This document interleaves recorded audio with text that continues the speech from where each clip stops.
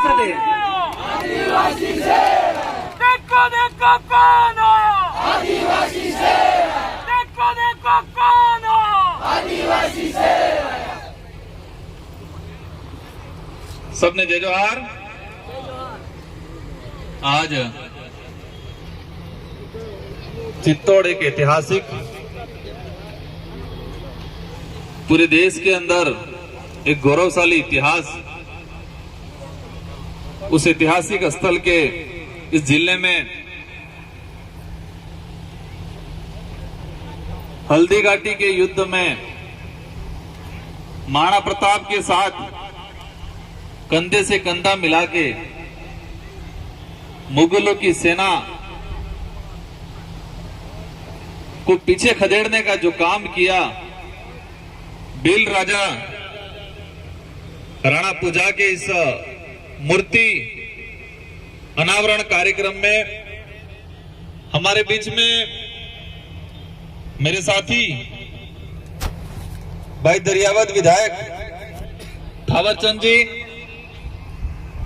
भील सेना के और पूरे भील समुदाय के अंदर संवैधानिक जन जागृति को लेकर काम करने वाले धुलीसन जी, चित्तौड़ सहित भीलवाड़ा, झालावाड़, इस पूरे इलाके के अंदर भील समाज में युवाओं को जागृत करने का काम करने वाले और कड़वी कड़वी दवाई देने वाले भाई गोपाल जी, तमाम यहाँ के स्थानीय सरपंच साहब, इस पांडाल में विराजमान बड़े बुजुर्ग, युवा साथी, हमारी माताएं बहनें, और मैं देख रहा हूं कि इस पांडाल में हमारे छोटे छोटे बच्चे भी आए हैं। जो आने वाली पीढ़ी है, हमारी आने वाला भविष्य है। मैं इस कार्यक्रम में आने को लेके कंफ्यूज था। कंफ्यूज इसलिए था कि समय का अभाव था। यहाँ के स्थानीय साथी और गोपाल भाई कभी लंबे समय से चर्चा कर रहे थे कि आपको आना ही पड़ेगा। दो चार बार तो फोन पे मैंने चिल्ला भी दिया, सुबह शाम फोन कर रहे हैं, राजकुमार जी आना पड़ेगा, आना पड़ेगा। और मेरा ऑलरेडी कई कार्यक्रम था। फिर मुझे मजबूरन वो कार्यक्रम स्थगित करना पड़ा और आज आपके बीच में यहां आया। यहां आने के बाद आप सबका प्रेम, आप सबका विश्वास और आप सबके अंदर जो उम्मीद है, इन उम्मीदों ने मुझे और गंभीर बनाने का काम किया। ये कार्यक्रम सफल बनाने के लिए भील राजा राणा पूजा की मूर्ति लगाने के लिए आप सबने घर घर से अपने मेहनत का, कमाई का पैसा एकत्रित करके दिया और इस कार्यक्रम को सफल बनाया है। उसके लिए मैं आप सभी को तहे दिल से धन्यवाद देता हूं। एक बार आप सबके लिए तालियां बजा दीजिए। साथियों,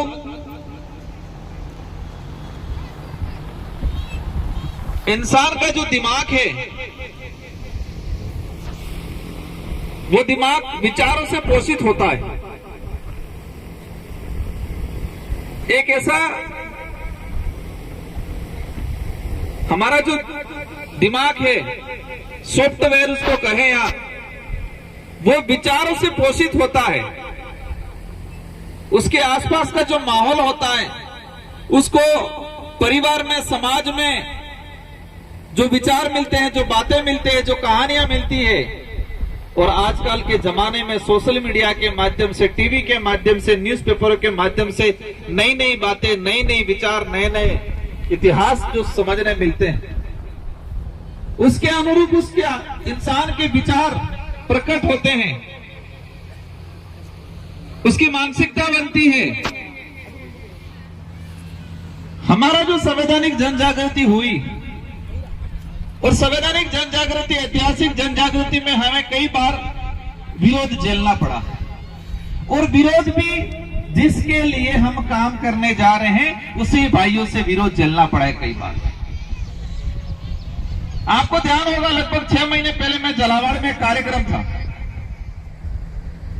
और झालावाड़ में कार्यक्रम करने गए, पहले से सुनियोजित तरीके से प्लान कर रखा था। राजकुमार रोत आता है, आने के बाद जैसे घुसता है उसको काले झंडे दिखाने हैं, जूते फेंकने हैं, पत्थर मारने हैं, प्लान कर रखा था। प्लानिंग करने वाला कौन? जो पर्दे के पीछे बैठा दूर। और उस प्लानिंग को अंजाम देने वाले कौन? हमारा कालिया। जैसे मैं मंच पे गया, विरोध पहले से बैठे हुए थे भाई, खड़े हो गए, झंडे दिखाने लगे, जो ढोकने गए उनको मारने लगे, पत्थर फेंकने लगे, जूते फेंकने लगे। मुझे गुस्सा नहीं आ रहा था, मैं अपने मन ही मन हंस रहा था। हंस इसलिए रहा था कि वो भाई मुझे उस तरह नजर आ रहे थे जिस तरह एक खिलौना वाली गाड़ी आती है ना, गाड़ी, वो चाबी यूं उड़ाते हैं, चाबी भर के छोड़ नहीं देते, तो छोड़ने के बाद फिर वो गाड़ी कुछ समय तक चलती है। तो जितनी इसके अंदर चाबी घुमा के रखी है, इतनी वो गाड़ी रनिंग करती है। खिलौना वाली सी गाड़ी आवेगी, तो मुझे वो गाड़ी नजर आ रही थी। और हुआ ही कुछ ऐसे, जब उनको हमने समझाया, कुछ भागे, पुलिस प्रशासन ने बीच में हस्तक्षेप करना पड़ा और 2 घंटे बाद वहां से रैली निकाली। तो जो भाई वहां विरोध कर रहे थे, 2 घंटे बाद रैली झालावाड़ जिला कलेक्टर लेके गए, तो उनमें से आधे जने तो सबसे ज्यादा नारे अपने लिए वही लगा रहे थे, राजकुमार रोत जिंदाबाद। जो 2 घंटे पहले मुझे गाली देना चाह रहे थे, जो मुझे पत्थर मारना चाह रहे थे, तो मैं इसलिए उस गाड़ी का उदाहरण लिया कि उस गाड़ी को चाबी भरा के छोड़ देते। तो वही चीज होता है हमारे समाज में और हमारे समाज के लोगों के साथ। चित्तौड़गढ़ जिले के अंदर सबसे ज्यादा किस समुदाय की जनसंख्या है? मैं आपसे जानना चाहूंगा, किसकी ज्यादा है? आपने बेगुनी से बात करो, अन्य की नहीं बता रहे। मैं सुन रहा था हमारे यहां समस्या है, पीड़ा है, विकास नहीं हो रहा है, ये नहीं हो रहा है। ये लोकतंत्र है और इस लोकतांत्रिक व्यवस्था को संविधान के आधार पर संचालित किया जाता है। जब देश को आजाद कराया हमारे पुरखों ने 1947 में, 1950 में संविधान बना, तो उस देश को कैसे संचालित किया जाएगा? इस देश के अंदर रहने वाले प्रत्येक वर्ग का प्रतिनिधित्व कैसे होगा? उसके लिए चुनावी प्रणाली आई और विधायक और सांसद चुनने का व्यवस्था बनी। आपके यहां से विधायक प्रत्याशी, मेरे कुछ भाई पहले कह रहे थे कि यहां पर वोटों की राजनीति नहीं करनी चाहिए। भाई दादा, मेरी विधानसभा 84 है और 84 की जनता ने 2 बार विधायक बनाया मेरे को, 2 बार। और मेरा संसदीय क्षेत्र बांसवाड़ा डूंगरपुर है, वहां की जनता ने 2.5 लाख से चुनाव जिता के भेजा है और मोदी जी भी 1.5 लाख से जीते मुश्किल से। तो चुनाव लड़ने का तो बात खत्म हो गया, हम सामाजिक उद्देश्य से आ रहे हैं 500-600 किलोमीटर दूर आप लोगों को वैचारिक रूप से मजबूत बनाने के लिए। ऊपर मार जो बंद थी कि उन्हें खुलवा बल्ले आवा।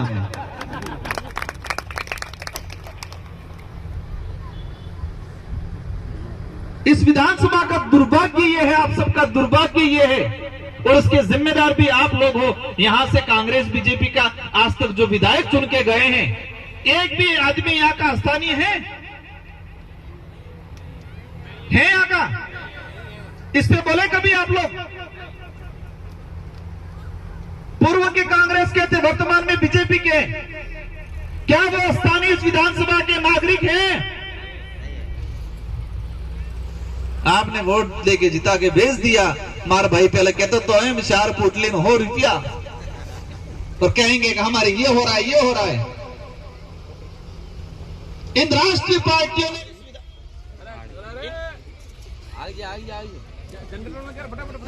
इन राष्ट्रीय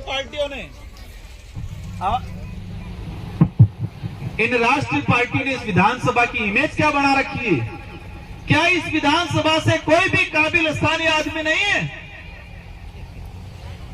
और जो चुन के गए क्या उन्होंने इस क्षेत्र के विकास के लिए और विकास में पहली कड़ी मैं समझता हूं एजुकेशन के लिए काम किया? कितने विद्यालय, कितने छात्रावास, कितने एकलव्य मॉडल, कितने नवोदय खुलाने का काम किया इन लोगों ने? यहाँ नहीं किया और नहीं करेंगे, क्योंकि उनको पता है एजुकेशन देंगे तो बच्चा समझदार होगा, और समझदार होगा तो सवाल जवाब करेगा। ये बात है। अभी बात आ रही थी सोलर का, भाई की पीड़ा चलो मानता हूं, मैं सम्मान करता हूं, कदर भी करूंगा उसकी। 356 हेक्टेयर के आसपास जमीन हड़पी जा रही है, कई परिवार उससे विस्थापित होने वाले हैं। बरसों से उस जमीन पे वहां का भील आदिवासी समुदाय खेतीबाड़ी कर रहा था, रह रहा है। लेकिन ये योजना और ये भूमि कन्वर्जन कानून कब बना? 2024 में भू रूपांतरण संशोधन अधिनियम 2024 आया। कब आया? भू रूपांतरण अधिनियम संशोधन अधिनियम 2024। 2024 में कौन था यहाँ का विधायक?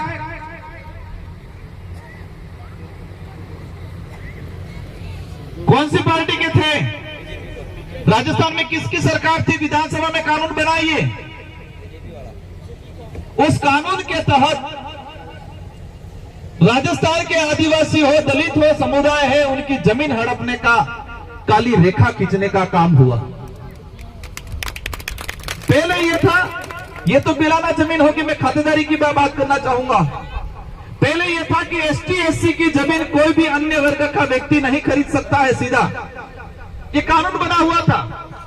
वो कानून इसलिए बना था कि एसटी एससी का परिवार जो है वो गरीब परिवार है, वो बहकाम में आके या लालच में आके या मजबूरी में कहीं न कहीं जमीन बेच देगा तो आने वाली पीढ़ी खत्म हो जाएगी। इस उद्देश्य से कानून बना हुआ था कि एसटी एससी की जमीनें कोई भी अन्य व्यक्ति, अन्य कंपनी नहीं खरीद सकती है। ये कानून बना हुआ था।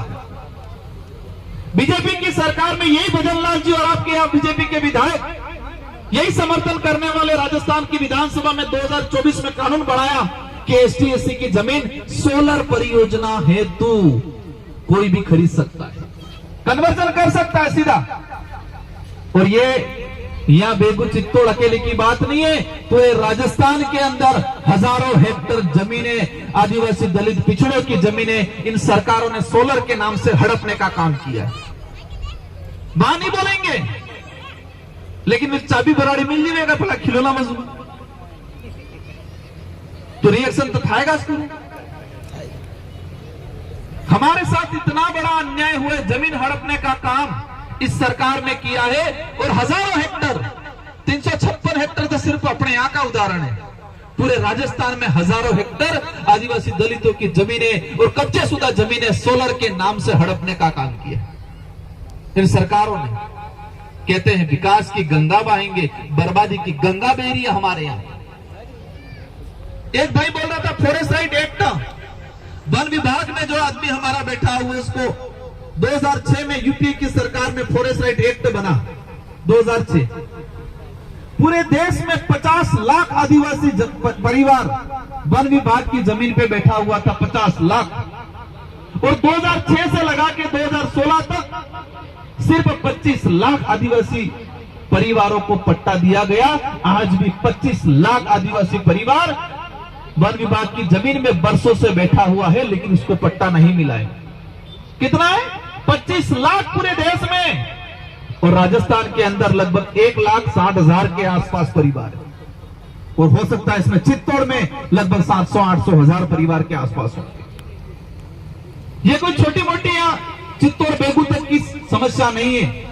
हमको निकलना पड़ेगा बाहर, हमारी सोच बड़ी करनी पड़ेगी। आज से पहले क्या था? अभी बात निकली थी, मैं खुद मानता हूं कि हम छुआछूत का विरोध करते हैं, लेकिन हमारे ही समाज में छुआछूत है थोड़ा बहुत। कैसे है? डूंगरपुर मारूस उदाहरण ले लो, डूंगरपुर वाला दरियावत वाला नहीं घाटता पहले। मैं उन भाइयों को दोष नहीं दे रहा हूं, मैं उन चाबी भराने वालों को दोष दे रहा हूं जो हमारे समाज के लोगों को खिलौना बना के चाबी भर के छोड़ दिया। हमारे इधर के लोगों ने वल्लभनगर छोटी सादड़ी इलाके के हम तो रावत हैं यूं करके रावत लगा के आधे तो ओबीसी में चले गए। यहां पर भी चल रहा होगा, कई जगह देखता हूं, कोई कहता नहीं हम तो राणा बिल है, ना कोई कहता हम तो ठाकुर बिल है बीमारियां। किसने डाली बीमारी? उस बीमारी को खींचा किसने? ये भी चलता है, मैं देखता हूं उधर भिलवाड़ा, उधर भी कोई कहता नहीं हम तो राणा बिल है, वो तो ठाकुर बिल है। तो ठाकुर बिल कहते हम तो ऊंचे हैं, ठाकुर बिल है वो तो नीचे है, राणा बिल है। हमारे अंदर छुआछूत, हमारे अंदर ऊंच नीच, और कह रहे हैं कि हम भील समाज का उद्धार करेंगे। पहले सोच बदलनी पड़ेगी, अपनत्व जगाना पड़ेगा। मेरे लिए भी चल रहा था, सुना था कि राजकुमार हो तो डूंगरपुर बांसवाड़ा का बिल है। अरे भाई दादा, हमारे पुरखों भी इस चित्तौड़ के किले से गए हैं। हम पूरे देश के आदिवासी को एकजुट करने की बात कर रहे हैं और हम यहाँ कोटा, यहाँ चित्तौड़, यहाँ डूंगरपुर में सिमटे हुए लग रहे हैं। दलीप चंद जी ने बात रखी थी, मैं इनकी बात का समर्थन करता हूं, लेकिन जब वर्गीकरण का सुप्रीम कोर्ट ने जजमेंट जारी किया, वर्गीकरण के साथ ही सुप्रीम कोर्ट ने कहा था कि क्रिमिलियर वर्गीकरण यह था कि एसटी के अंदर वर्गीकरण होना चाहिए। और मैं इस मंच से आपको बताना चाहूंगा, आरक्षण 3 प्रकार का, मुख्य रूप से 2 प्रकार का, एक प्रशासनिक सेवा का और एक शासन में। प्रशासनिक मतलब नौकरियों में चपरासी से लगा के आईएएस तक का, और शासन में बाढ़पन से लगा के सांसद तक का रिजर्वेशन। जैसे कि मैं रिजर्वेशन से जीत के आता हूं, तो शासन का रिजर्वेशन और प्रशासन का रिजर्वेशन। अब प्रशासनिक रिजर्वेशन के आरक्षण की बात करते हैं तो सेंट्रल का 7%, राज्य का 12.5-13%, और फिर हमारे शेड्यूल एरिया का अनुच्छेद 242 के तहत 242 के तहत जो मिलता है 5वीं अनुसूची, और इस सहरिया वाला। तो सुप्रीम कोर्ट ने कहा कि देश में वर्गीकरण होना चाहिए, क्योंकि एसटी के अंदर हो सकता है एक ही जाति के लोगों ने या एक ही समूह के लोगों ने अधिक लाभ ले लिया है, अन्य समुदाय पिछड़ा रहा है। बिल्कुल सही बात है, मानते हैं इस बात को। एससी के अंदर भी हो सकता है किसी एक ही समुदाय ने रिजर्वेशन का लाभ ले लिया है, अन्य एससी के अंदर कई समूह जो वंचित रह गए। हमने उस समय और फिर कहा क्रिमिलियर कि जो एसटी एससी का बंदा एक बार नौकरी लग गया, उसके परिवार को दोबारा रिजर्वेशन नहीं मिलना चाहिए। मतलब मैं चपरासी बन गया या मैं टीचर बन गया, आप टीचर बन गए, आप पुलिस वाले बन गए थे, आपके बच्चों को नहीं मिलना चाहिए। उसको क्या बोल रही है? क्रिमिलियर। आईएएस की तैयारी कौन करेगा? आईएएस की कोचिंग किसको कराएंगे? क्या मजदूरी कर रहा है वो भाई बेचारा क्या कर पाएगा? वो कोशिश करेगा अपने बच्चे को टीचर बनाने के लिए, वो कोशिश करेगा अपने बच्चों को पुलिस बनाने के लिए, और हमारी पहली पीढ़ी बनेगी कर्मचारी 2nd ग्रेड तक की, और फिर वो कोशिश करेगा अपने बच्चे को कलेक्टर बनाने के लिए। एक बार जो छोटा मोटा मिल गया वो बाहर हो गया। तो जब आरक्षण पे कुटाराघात होगा तो लड़ेगा कौन? क्योंकि जिसको लग गया कि मेरे को तो मिल गया, अब मेरी पीढ़ी को तो मिलने वाला है नहीं, तो मैं क्यों लड़ूं? और जो जिसको लड़ना है बेचारे को पता ही नहीं है, जंगल में बैठा हुआ, पहाड़ों में बैठा हुआ है। तो उस समय हमने कहा था कि वर्गीकरण से पहले शुद्धिकरण किया जाए। उस शुद्धिकरण का इसलिए बोला था कि वर्गीकरण से पहले शुद्धिकरण, क्योंकि हमारा दरियावर लसाड़िया का भाई मीणा बन के बैठा हुआ है, वो कहां जाएगा? दूसरा कहा था क्षेत्रीय आधार पे हो जाए। राजस्थान में ट्राइबलों के 3 इलाके, शेड्यूल एरिया हो गया, डेजर्ट इलाका हो गया, डीटीएस की जो मांग चल रही है, जालोर से लगा के गंगानगर, और हमारी ये पट्टी होगी, और मीणा वाला क्षेत्र अलग हो गया। अगर इन 4 भागों को आइडेंटिफाई करके क्षेत्रीय आधार पे अगर बाईचांस शुद्धिकरण नहीं होता है तो क्षेत्रीय आधार पे हो जाए, और क्षेत्रीय आधार पे नहीं होता है तो शुद्धिकरण किया जाए। आज डबल इंजन की सरकार है, दिल्ली में बीजेपी की है, राज्य में बीजेपी की है। अगर सच में वंचित आदिवासी भील समुदाय को रिजर्वेशन देना चाहते हैं तो ये करा सकते हैं, लेकिन नहीं कराएंगे, नहीं लड़ाएंगे। तुम आंदोलन करो ताकि आपस में लड़ेंगे, वो भी कर लेंगे हम, लेकिन एक टेबल पे चर्चा होनी चाहिए। आदिवासी सीट से राजस्थान में 25 विधायक चुन के जाते हैं और 4 एमएलए एमपी चुन के जाते हैं। वो एक टेबल पे बिठाने का काम करे राजस्थान के मुख्यमंत्री जी कि यहाँ पर वर्गीकरण कैसे करना है, हम हमारा तर्क रखेंगे और हम बड़ा बिना विवाद का हमारे वंचित भाई जो बैठा हुआ इस क्षेत्र का बिल, उसके आरक्षण की लड़ाई लड़ने का काम हम करेंगे। हम राजनीति करने के लिए झूठी मोटी जुमलेबाजी नहीं करेंगे, हम समाधान पे बात करेंगे। आज जिस तरह से देश में हालात बने हुए, जल जंगल जमीन, भाई ने कहा था कि आपने बिरसा मुंडा को तौहीन करने का काम किया। जल जंगल जमीन के लिए बिरसा मुंडा ने 25 साल की उम्र में अपनी जान गंवा दी थी और जल जंगल जमीन का नारा ऐसे ही नहीं मिला है। सिंधु कानू, बिरसा मुंडा, संथाल विद्रोह, खरसवा आंदोलन, लाखों लोगों ने जान दिए, बलिदान दिया है। इसके बाद आदिवासी समुदाय को जल जंगल जमीन का नारा मिला है। पता है तुमको ये नारा कैसे मिला है? किसी ने चाबी भरा दी, गाड़ी की तरह चल दिया। 25 साल की उम्र में बिरसा मुंडा जी की जयकार बुलाते हैं तो बिरसा मुंडा जी के विचारों को भी पढ़ो, बिरसा मुंडा जी के उद्देश्य को भी पढ़ो, उनको संघर्ष को भी पढ़ो। इस इलाके के लिए मैं कहना चाहूंगा, हमें हक अधिकार की लड़ाई लड़नी है। आपके इस हक अधिकार की लड़ाई में हम साथ देंगे, लेकिन लड़ाई लड़ने से पहले खुद को सुधरना पड़ेगा, संभलना पड़ेगा और समझना पड़ेगा। मैं देख रहा था हमारा समाज क्या नशे में डूबा हुआ है कि नहीं है? इस बात को स्वीकार करते हो? कितने जने स्वीकार करते हैं? क्या हमारा समाज नशे में डूबा हुआ है कि नहीं है? इस बात को स्वीकार करते हो आप? जब विधानसभा, लोकसभा या पंचायती राज के चुनाव आते हैं कि राष्ट्रीय पार्टियां योजना बनाती है कि किस इलाके के लोगों का वोट कैसे लेना, किस समाज के लोगों का वोट कैसे लेना, योजना बनाती है।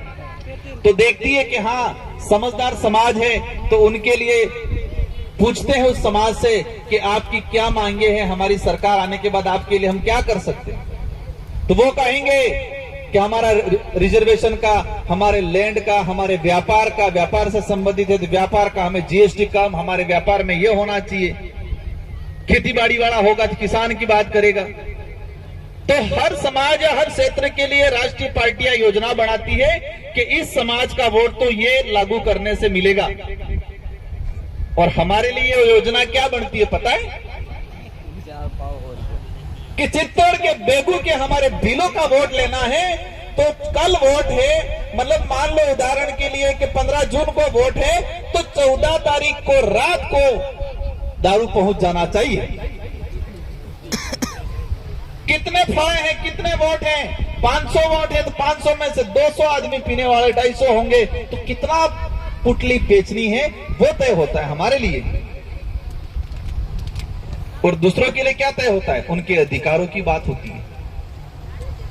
हमारी वैल्यू हम तय कर रहे हैं ऐसी, इस पे सुधारा करना पड़ेगा और ये काम करके दिखाया, कोई बड़ी बात नहीं है। हमारे 84 और डूंगरपुर बांसवाड़ा की जनता ने, इन राष्ट्रीय पार्टी ने लाखों करोड़ों का दारू बांटा लेकिन स्वीकार नहीं किया, कहा लग जाओ लेकिन पिएंगे नहीं। हम कौन लोग हैं? इस धरती के मूल बीज सिंधु घाटी सभ्यता के वंशज है, हड़प्पा मोहनजोदड़ो के वंशज है।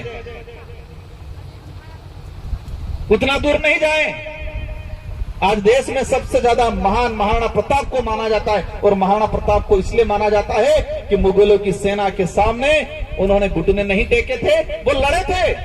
और वो लड़े किस लिए थे? क्या था उनके साथ? महाराणा प्रताप के पास कौन सी ताकत थी?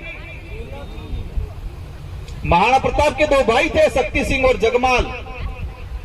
महाराणा प्रताप के सगे भाई भी इनके साथ नहीं थे, वो भी मान सिंह के साथ चले गए थे। लेकिन महाराणा प्रताप के साथ भीलों की सेना थी। महाराणा प्रताप जब प्रवास करते थे जंगलों में, जहां रात रुकते थे तो 4 प्रहरों में चौकीदारी के लिए सिपाही खड़े करके रखते थे। 4 प्रहर, उत्तर, पश्चिम, दक्षिण, पूरब। तो खड़े रहते थे। तो कौन खड़ा रहता था पता है? 3 प्रहरों में भील खड़े रहते थे और 1 प्रहर में मात्र चुंडावत राजपूत खड़े रहते थे। मतलब 3 दिशाओं की जिम्मेदारी महाराणा प्रताप किसको देते थे? भीलों को, और 1 दिशाओं की मात्र चुंडावत राजपूत को देते थे। इतना विश्वास करते थे। भोजन लेके जाते थे, वीर विनोद में हम पढ़ते हैं तो टेस्ट होता था भोजन, लेकिन जहां भी प्रवास के दौरान भील के घर से खाना आता था तो उसका टेस्ट नहीं होता था, इसकी जांच नहीं होती थी। कहीं से भी खाना आता था तो किसी ने जहर तो नहीं मिला दिया है उसका, चखते थे। लेकिन भीलों के घर से खाना आता था तो वो चखते नहीं थे, इतना भरोसा करते थे। और वो कहते थे कि भीलों के घर का खाना आया है, अगर टेस्ट कराया है तो भीलों का अपमान है, ये बात बोला करते थे। तो समाज से हम लोग हैं। और ये बात उन लोगों को भी समझना चाहिए जो करणी सेना बजरंग दल में काम करते हैं और मूंछें तानते हैं और मूंछें तान के भीलों पे शोषण करते हैं, उनको भी समझना चाहिए। और ऐसे लोगों को कहता हूं, महाराणा प्रताप के समाज की औलाद नहीं हो सकती जो भीलों पे अत्याचार करे। हमारे डूंगरपुर, बांसवाड़ा और उदयपुर में कई साथी मिले मुझे राजपूत समाज के अच्छे ओहदे वाले। उन्होंने कहा कि राजकुमार जी 500 सालों का कर्ज है भीलों का, हम कोशिश करेंगे, हमारी उम्र में तो वो कर्ज नहीं उतार पाएंगे, लेकिन हमारी पीढ़ी को भी उस लायक बना के जाएंगे कि भीलों का कर्ज है राजपूत समाज पे, महाराणा प्रताप पे, वो उतारने का काम करेंगे। मैंने कहा सच्चे राजपूत या सच्चे महाराणा प्रताप के वंशज आप हो सकते हो, लेकिन फर्जी हो के मूंछें तान के भीलों पे शोषण करने का, भीलों की जमीन हड़पने का काम करते हैं, वो महाराणा प्रताप का नारा लगाने के सम्मानजनक लोग नहीं हो सकते। लेकिन भाइयों, हमको भी उस काबिल बनना पड़ेगा। ऐसा नहीं हो जाए बे पुटली पहन की फरीजन पसेम गंगा नहीं, हम सम्मान वाला नहीं जमेगा भाई। हमको भी उस समय जो राणा पूजा भील के साथ जो भील थे, जो जबान के पक्के थे, ईमानदार थे, वफादार थे, निडर थे, उस काबिल बनना पड़ेगा। या डरपोक बन के रहेंगे, या पुटली पी के उल्टी जाएंगे और कहेंगे हमको सम्मान दो, नहीं जमेगा भाई। ताली एक हाथ से नहीं बजती, बजरी एक हाथ से क्या। और मेरी माताओं बहनों के लिए कहना चाहूंगा, आज आपने मेरे को सुना है, कल से घर में लट रखना। और जो भी अपना जवान बेटा है या पति भी बिना टाइम का दारू पी के घर में आता है तो व्यवस्थित घर देना इसको। मैं देख रहा था आधे जने पिए हुए फोटो खिंचवाने आ रहे मेरे पास। मेरी आदत खराब है ठोकने की, पर रहने दिया। मैं कहीं पर भी इस इलाके में कार्यक्रम में आता हूं, आज सब कान खोल के सुन लेना, अगर किसी ने शराब पिया है दिन में तो मेरे पास मत भटकना। और ऐसे लोग हमारे संगठन में, हमारे विचारधारा में, हमारे स्वभाव में नहीं चाहिए, जो कम उम्र में दिन में शराब पी के इधर उधर घूमते रहते हैं। ऐसे लोगों का हमारी सभा में कोई जरूरत नहीं है। बर्बाद नहीं करना है हमको, यहां वोट नहीं चाहिए। इस समाज को जिंदा करना है, आने वाली पीढ़ी को संवारना है। और आज नहीं जगे, आने वाली पीढ़ी रोड पे आ जाएगी, कटोरा लेके भीख मांगेगी, अपनी तो उम्र चली जाएगी।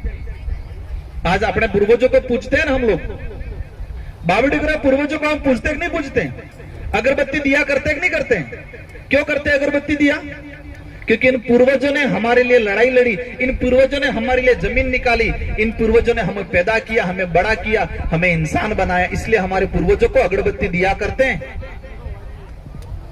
और हम दारू पी के नशा पत्ता करके जमीन बेच देंगे, अधिकार के लिए नहीं लड़ेंगे, बर्बाद हो जाएंगे और आने वाली पीढ़ी के लिए कुछ नहीं छोड़ के जाएंगे, तो क्या आने वाली पीढ़ी आपका अगरबत्ती दिया करेगी? करेगी अगरबत्ती दिया? सिरा वापसी भी नहीं लगाएगी, कहीं समाधि वमाधि अगरबत्ती मंदिर वंदिर कुछ नहीं बनाएगी।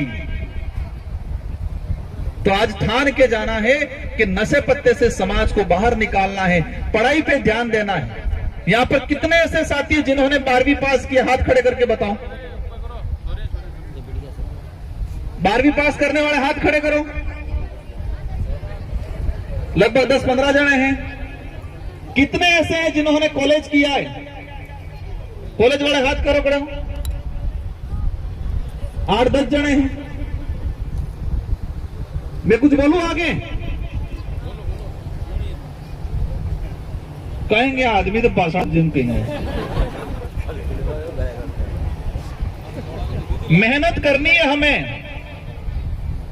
और हम कह रहे हैं कि लड़ाई लड़नी है, जल जंगल जमीन की लड़ाई लड़नी है। भाइयों, हमारे पूर्वजों ने तो लड़ाई लड़ी थी हथियारों से, क्योंकि मुगल है, राजा रजवाड़े हैं, अंग्रेज हैं।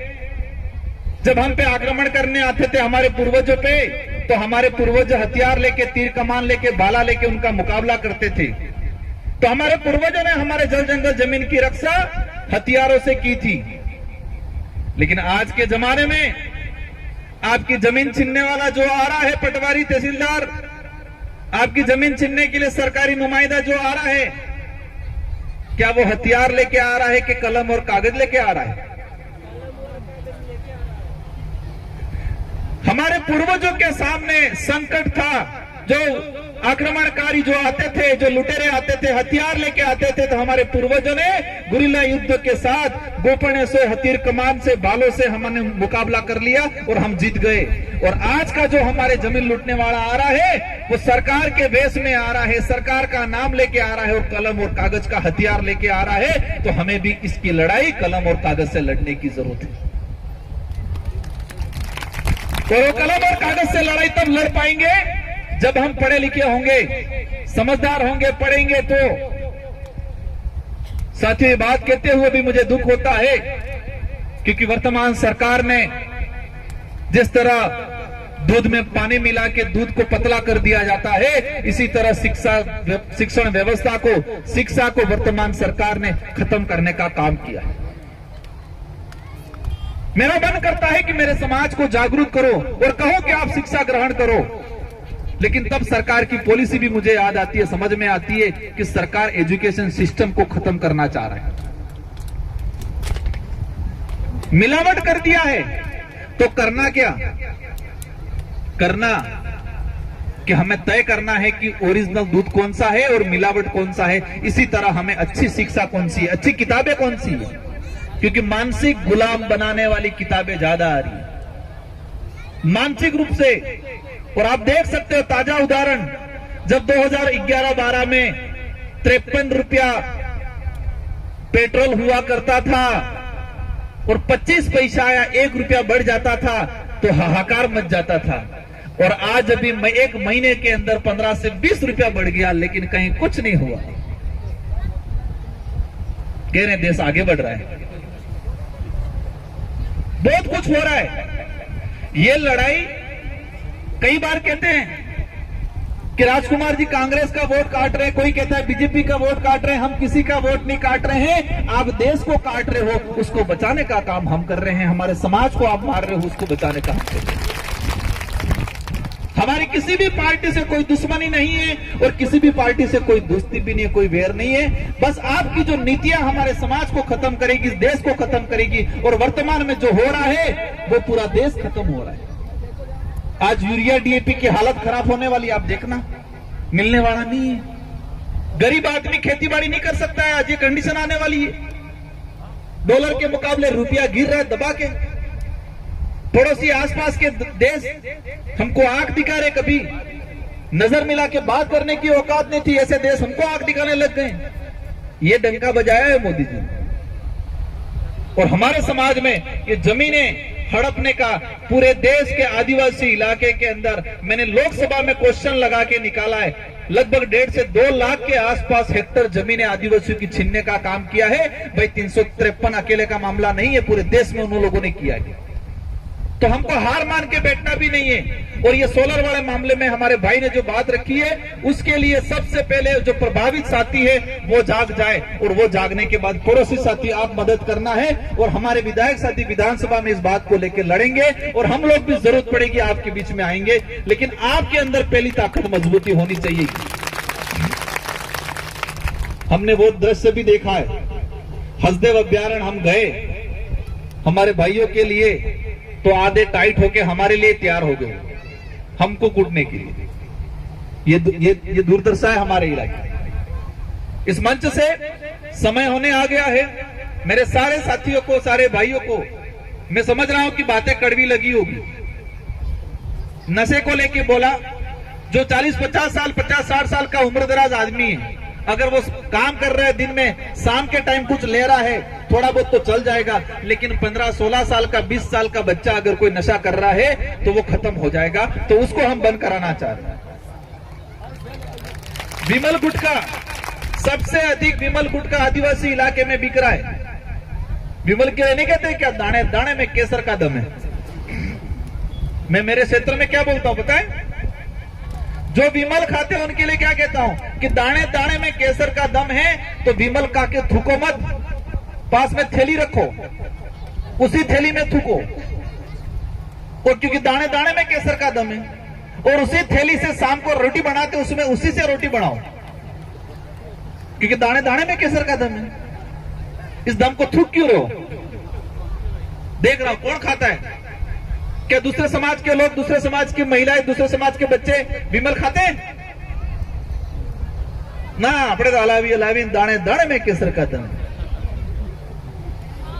और जिसको लगता है कि दाने दाने में केसर का दम है, विमल खा के थूकना मत, पास में थैली रखना, उसी थैली में थूकना, और शाम को ले जाके उसी से आटा बांधना, रोटी बनाना, खुद भी खाना, घर वालों सबको खिलाना। सुधरना पड़ेगा हमको। दूसरों को गालियां देना आसान है,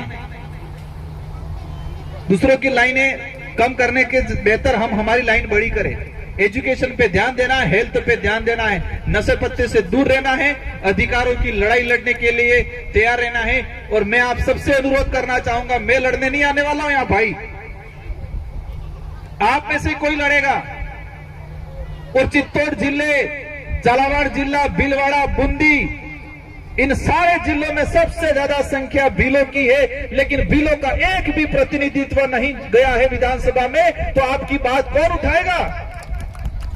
और अब ठान लो, एक नारा लगाना है, चित्तौड़ से लगा के भीलवाड़ा, झालावाड़, कोटा, बूंदी तक,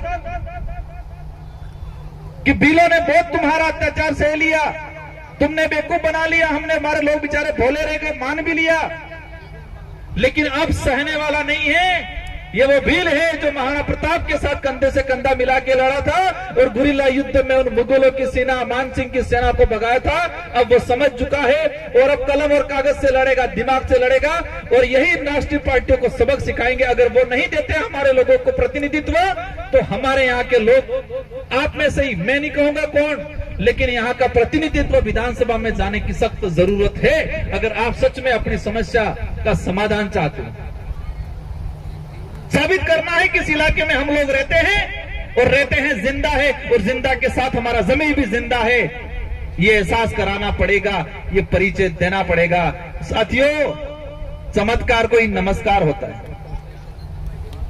बेपुटली पई ने ममरी खाई ने हुई जो पसे में नमस्कार नहीं खाएगा। इसलिए ये लड़ाई मेरे अकेले की नहीं है। आज आप आए हो, आज ठान के जाओ, आपके परिवार में, अपने घर में, अपने समाज में, अपने कुटुंब में एक एक बात का प्रचार होगा। और हम सब अपने अधिकारों के लिए दूसरों की लड़ाई, पार्टियों की लड़ाई लड़ने से बेहतर है समाज की लड़ाई लड़नी। धर्मों की लड़ाई लड़ने से बेहतर है कि समाज के अधिकारों के, संविधान की लड़ाई लड़िए। और संविधान से बड़ा ग्रंथ नहीं है हमारे लिए। सबसे बड़ा धर्म क्या है हमारा? संविधान नहीं होता, हमें कुछ नहीं मिलता, बैठने लायक की जगह नहीं मिलती। आज अधिकारों को समझना है, प्रतिनिधित्व के लिए लड़ना है। इसलिए इन्हीं शब्दों के साथ आप सबको धन्यवाद। आप सबने मेरी बात को सुना, समझा। उम्मीद करूंगा कि इस बात को आप सुना है जो उसको अमल में लाओगे, और जो हमारी कुरीतियां है, जो नशा पत्ता है, उनसे बाहर निकलोगे, फिजूल खर्चा नहीं करोगे और बच्चों को पढ़ाओगे, और पढ़ाई के साथ ही सामाजिक क्रांति, सामाजिक अधिकारों के लिए जागरूक करोगे। इन्हीं शब्दों के साथ आप सबको धन्यवाद। जय जोहर का नारा है, भारत देश हमारा है। बोलिए बिल्लू राणा की, बोलिए बिल्लू राणा की, बोलिए बिरसा मुंडा की। आप सबको धन्यवाद, आभार। जय जोहर, जय बिल प्रदेश, जय संविधान। बेटा क्या नाम बेटा? आयशा। आयशा। अच्छा बिल, आयशा बिल। ओके, शानदार, धन्यवाद।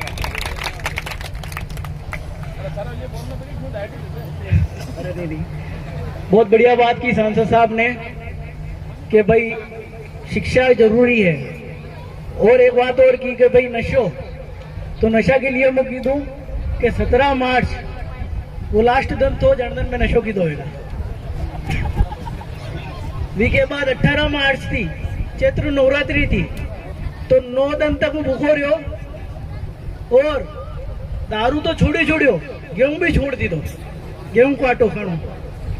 तो यह चीज है